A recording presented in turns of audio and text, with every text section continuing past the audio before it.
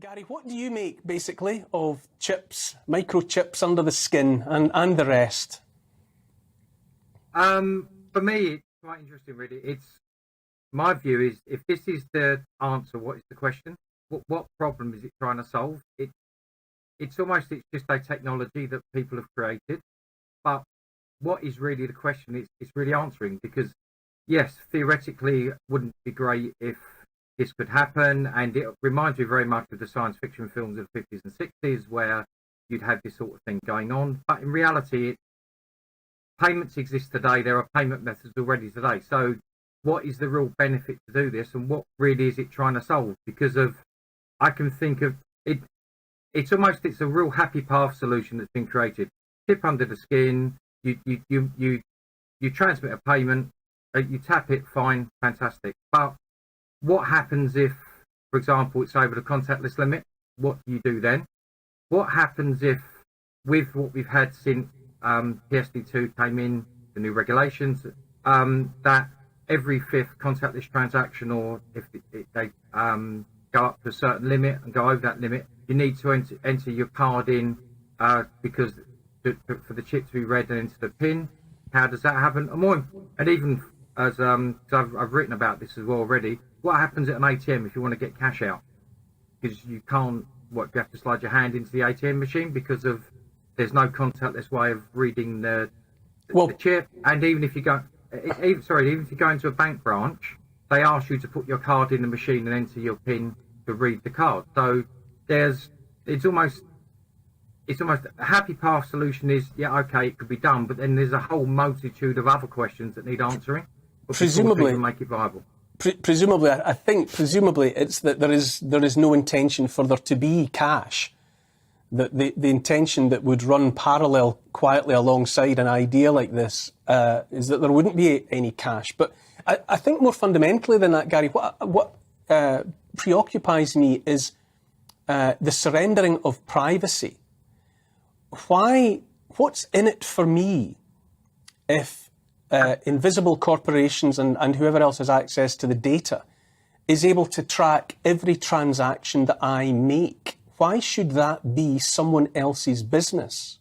What do I get from that? Where's the quid pro quo for me? No, Neil, absolutely. And this is really the thing, is the payment industry does this an awful lot, where technology is created and it's offered out to the customers, and it's almost the industry should be looking inwards to say, what's in this for the customer? Great, it's a technology that can be used, but what is the benefit to the user of this? Now, you've got, if the chip had things like because again, we've all seen the films where, and it's been discussed, of carrying your medical records with you, so if anything happened, it could be scanned and immediately available. But that then again opens a whole other raft of challenges of security and how's that managed. And so this is for me, this comes back to a really it's almost cutting edge technological solution. Yes, it's fantastic, great idea, but in reality, how would it work? And then even if there was mass adoption and people were interested, with the cost of the chips, the cost of the solution, how then would it be? How would they be massively rolled out to the customers? Because there's almost there's 90 odd million debit cards in the UK. How are you going to insert 90 odd million chips into people's hands? Even a theoretical example, you've got a couple, they've got a joint bank account, and but they've also got their own bank account as well. What, do they have a chip in each hand? How is that going to work? It's almost it's very much a nice idea, created, if you like, by scientists and techies, and there'll probably be an award for it. But will it ever see the light of day? A few years ago, the Nationwide Building Society, in their head office in Swindon, have got an iris scanning ATM. So you go up to it, you scan your eye, and you can it knows it's you, and you can withdraw money. I still think that's the only one in existence.